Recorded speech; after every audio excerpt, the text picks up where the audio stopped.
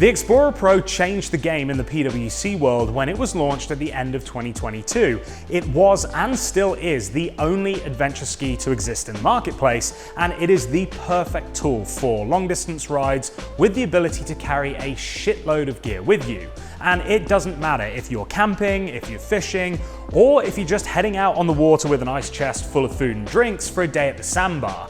It is unrivaled in its versatility. You can even strip everything off it and race it competitively if you like. I did, and I won my class. And your winner, who played 24 laps on the 21XX out of Corona del Mar, California, Mr. Adam Soar.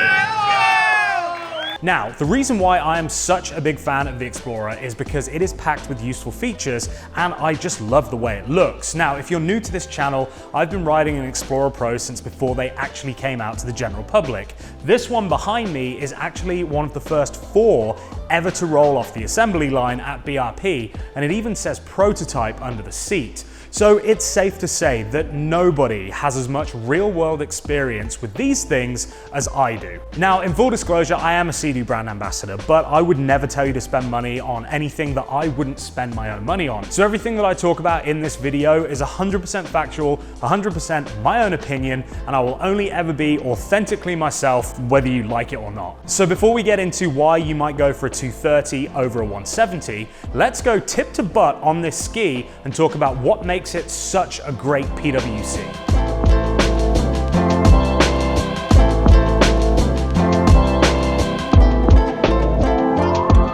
There's 2 things that grab your attention when you look at the Explorer. Firstly, we've got this grab rail that goes around the entire front of the ski and is super useful for when you're pulling it up and beaching it somewhere. And it's also a great place to tie off to when you're docking, or even if you're just creating a flotilla with your riding buddies out in the water and you want to take a break. I actually have a patented front rack system that I designed and made, which allows you to put an additional LinQ accessory up front, or you can use it to ratchet strap other items up there like spear guns or dry bags or whatever. Super versatile, and I'm in the process of figuring out pricing to be able to sell them to you guys. So if you are interested in finding out more, then check out the description below. But the most obvious addition to the Explorer Pro is the windshield, which is definitely very polarizing. Some people think it looks stupid and others, like me, think it's awesome. I'm not here to argue either way, but what I will say is that for long distance touring, it's a game changer.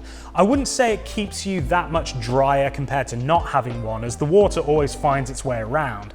However, it does keep the wind off you, and when you're riding 100+ mile days at 40 to 50 miles an hour, that fatigue that you'd experience from having the wind push against your chest is totally alleviated. A little side note here, you can remove the windshield if you'd like, and also if you have any other ST3 hull SeaDoos, like the GTX or the Fish Pro, you can actually retrofit this windshield to those skis if you'd like.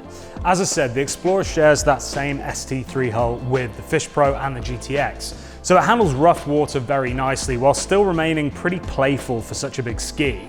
There is a tendency for the nose to hunt a little bit when you've got side swells, but you learn to live with it, or apparently there are some aftermarket sponsons that can help, but I've always been fine with the stock setup. So the Explorer has adjustable handlebars, which are absolutely phenomenal. You can really dial in your riding position to be exactly how you want it. So whether you're riding stood up or sat down, or if you've got longer or shorter arms, you can have it exactly right. I'm constantly adjusting these when I'm out on a long ride to wherever feels more comfortable. And then when I switch over to a ski that doesn't have them, I definitely miss the option.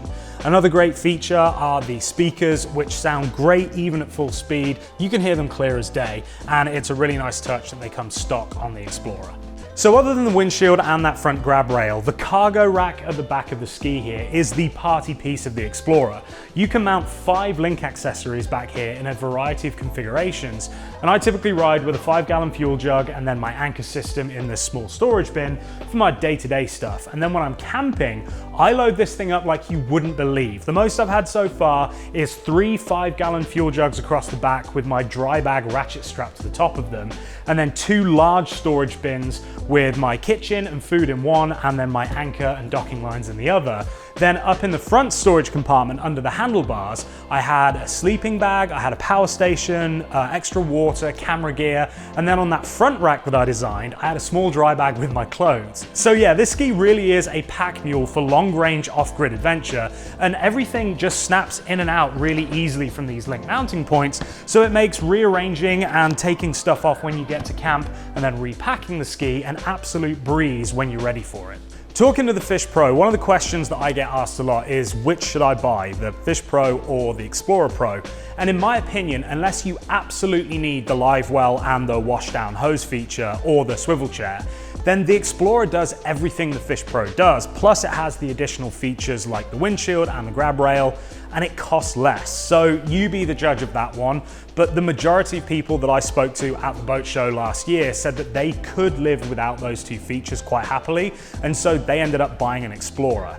I personally also think that it looks better than the Fish Pro, but that's just subjective. So that brings us to the reason you're here. Should you buy the non-supercharged version, which makes 170 horsepower, or should you buy the supercharged version with 230 horsepower? And honestly, that depends on how you're going to use it. Behind me is my old 170. With over 250 hard hours on the clock, it's performed flawlessly since the day that I got it, and it's taken me on countless adventures to places that I would never have been able to access with any other vessel. And sat right next to it is my brand new 230 that was going to replace it. Yep, you heard me right. Was going to replace it. I'll cut to the chase here. For me, a supercharged Explorer Pro just doesn't make any sense. The reason that I have an Explorer is to do just that, explore. I want to be able to get as far away from people and civilization as I can, and inconveniently, that means getting away from fuel docks too. So I need the most fuel efficient ski I can get. And when I'm on adventures like that, it doesn't matter to me how fast I get there. The difference between 55 miles per hour and 65, 70 miles per hour is irrelevant, as is the acceleration. And a few weeks ago, me and Maddie did a 150 or something mile round trip up the river. She was on my 170, I was on my new 230. And that's a ride that I've done before, and I know that I can easily get to our turnaround point on the 170 before I even need to consider refueling. But on that trip, my 230 was screaming at me for having low fuel at least 20 miles before we got there, prompting a full fill up. Then on the way back down, I had to do another splash and dash at a very expensive marina just to be able to make it all the way back to the launch ramp. Compare that with the 170, which we only had to top up with 10 gallons, and by the time we got back to the ramp, there was still at least a quarter of a tank left in it. Meanwhile, my 230 literally ran out of fuel as I was pulling up to the dock. Real world numbers, I would say that the 230 uses at least a third more fuel than the 170, and bear in mind that on that specific ride, we were both sticking together and at the same speed. It's not like I was blasting off ahead on the 230. So I spoke to SeaDoo, and long story short, we are actually going to be swapping my brand new 230 for a brand new 170. Now, what I will say is that I am definitely at the extreme end of the spectrum for how I use my Explorer. The majority of people that I talk to, when I tell them that I do 200-mile riding days, or I go camping overnight on the shore of Lake Powell in below freezing conditions, they just think I'm mental. So this just officially became the coldest weather I have ever ridden a SeaDoo in. There is ice on the top of the lake, and it's 62 feet deep here. I definitely push the limits and use these skis harder than 99% of people. So while it doesn't suit my needs, I can totally understand where an Explorer 230 would be the perfect ski for a lot of people. For example, let's say you had a mate who liked to go fishing from his ski and you wanted to go join him for a nice quiet day catching some fish on the lake. You could totally do that on a 230. Then the next weekend, if you've got a group of mates who love going fast and go do breakfast runs down the river, they invite you to go and tag along, you'd be up at the front with them and you'd have a full ice chest on the back if you wanted. Then the next weekend, you could load it up with camping gear and head off for a fun weekend boating, camping somewhere on a beach. The 230 makes an amazing do-it-all ski, and as long as you aren't trying to get 150 miles between fill-ups, it's honestly a great choice. So like I said, it all depends where and what kind of riding you like to do. If I want to go fast, I'll take out my RX PX 325, and if I want to go far, I'll take out the Explorer Pro 170. But I'm in an incredibly fortunate position where I do have both on my trailer. The beauty is you can't go wrong with either of these skis. The Explorer is just such a phenomenal platform, and the Rotax engine, whether it's blown or not, is a fantastic power plant. I've never felt like my 170 was too slow, but the way that the 230 gets off the line and pulls hard up to its top speed is a lot of fun. So if fuel efficiency is your top priority, get the 170. If it's versatility and performance you're after, get the 230. I hope this makes your decision a little bit easier, and honestly, whichever one you end up with, you are going to love it, I promise. So thanks for watching, guys. Make sure you subscribe, and if you haven't seen any of my other videos where I put these skis through their paces, go and check them back out on the channel. Be good people, make good choices, and remember, until next time, don't know anything I wouldn't do. See ya.